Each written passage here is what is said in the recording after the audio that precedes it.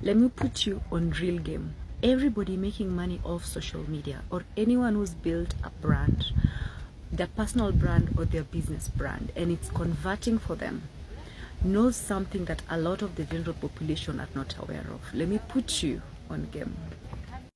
First, you have to understand that if no one is aware that you exist, no one can buy from you. So people who are intentional with this particular knowledge know the power of their visibility, and it is strategic visibility. What do I mean? A lot of us confuse attention to be a good thing.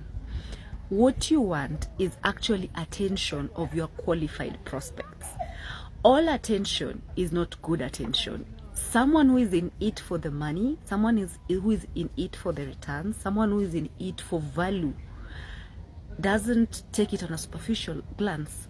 I say this because there's a time, for example, one of my clips, the one I addressed the president, went viral, right?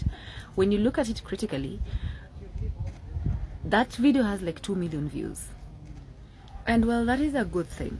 That is one of those things that I did not to convert for me in business, and it's not like it converted. So that is attention, yes, but it's not attention aligned with my area of expertise or my business or my energetics, which add value to people's lives. You need to master attracting the attention of your qualified prospects. Not everyone. This is why, for example, locally you have celebrities who have crazy amounts of followers. Someone has like 1 million+ followers, and that page is barely making the money. The secret, guys, you have to learn to get qualified traction when it comes to your prospects. It's not generalized attention. And how do you do this? Number one, high quality attention is earned. It has to have 2 qualities. It has to either be useful or interesting to your target audience. And this is because we live in a world where people's attention span is very limited. The way you struggle and you have to portion your attention to different things in the course of the day, it's the same way the other person functions during the day. So a good sales person, a good marketing person understands this. They know people have a very short attention span. You have to look at it through that lens. Is this content useful to my target audience? Is this content adding value? Is this content interesting? You know, can it make someone laugh, for example? Is it entertaining? You have to look at those value additions. Number 2 is you need to ensure that whatever you're talking about is something people actually need, receptivity. And this is why the medium actually matters. You're not going to go on LinkedIn, for example, addressing what do you say, a dance challenge, for example, because the medium, that is not where your target audience is hanging out. The same thing happens when you're trying to target B2B, business to business. You're not going to do it on other platforms. LinkedIn would be more advisable. So receptivity matters. You have to gauge if they care about what you do. People are very self-absorbed, so you're not trying to appeal to everybody. You're trying to appeal to those who already care about what you do. And the reason why this is important is because in psychology we understand why when it's easier to sell when you're putting out an addition rather than when you're interrupting. So the person that is why we scroll so fast across through ads. You know, they skip fast through an ad. It's because of how we are wired. You don't want to be interrupted. But if someone is addressing something you genuinely care about, you'll take a minute to absorb it. Another one that is important is remarkability. How do you stand out in such a crowded market? Because there's so much content across all these platforms. So what makes you stand out? That remarkability is very important, which is why you need to operate from an authentic point of view. I see people coming online, they try to build a brand and then they go left, right, and they're shaken, and it's because they're trying to copy what someone else is doing because they assume that is what's working. It's good to get inspiration, but never forget your roots. Never forget what makes you authentic. Never forget that is what makes you remarkable, because what's remarkable is what's unique about you. You know, what's different about you, what value you bring to the table. So for example, we have so many agencies out there that offer brand and business development and digital marketing. So if I was promoting our company, which is Mitch Digital, And I wanted to convince someone why we are the best organization to do your digital marketing, for example, to do your business development, which means we overtake the strategy around your visibility and your revenue. Then I would start by, first of all, making you understand that I've done this for myself. So it's not, I'm not speaking out of grandiose. Purely it's based on experience, and I can actually do this. So it's important to have things that are remarkable about you and about your business.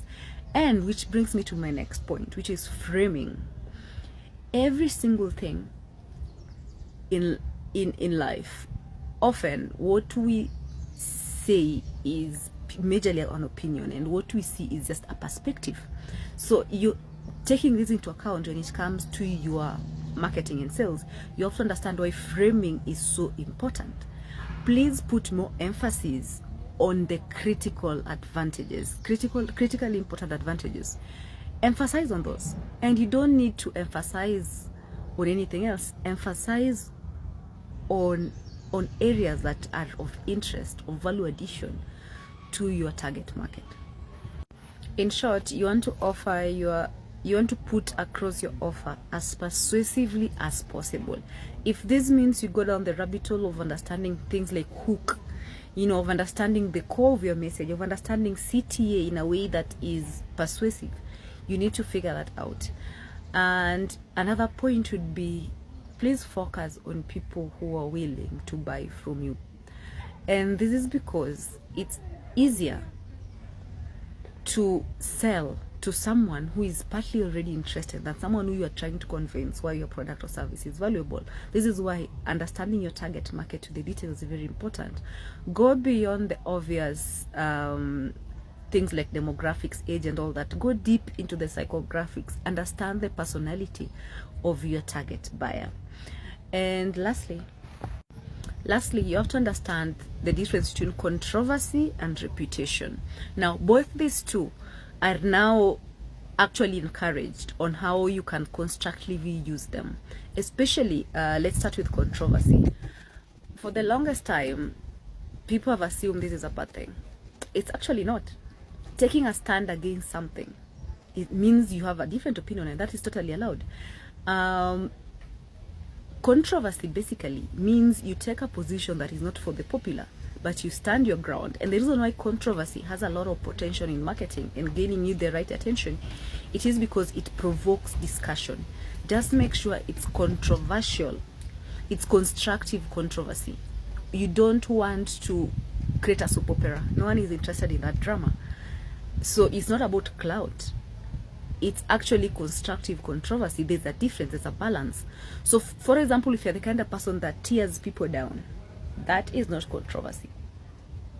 You need to get the difference.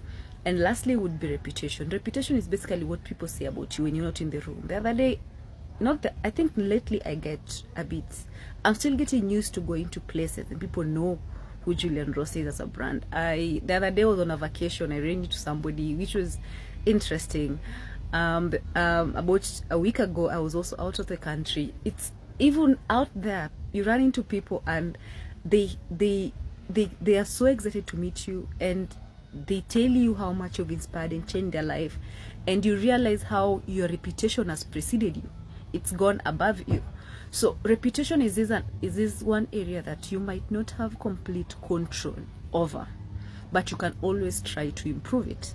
Because reputation is a culmination of things. It could be from your online presence, it could be from how you communicate, it could be from your aura, it could be from how you are as a person, from your personality, it could be from how you conduct business, it could be from how you network with others, how your customer service is. For example, if you're to try reach, for example, me, and then it may be on the phone and you find the arrogant, that still reflects on me.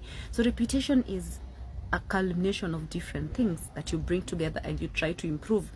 But it's one aspect that takes quite some time before you can build it, because it's a brand. But it's the surest way to build something that lasts a lifetime. And it's one way to always have recurring revenue, because once you've built your reputation, that is it. All you have to do is just maintain it. Cheers.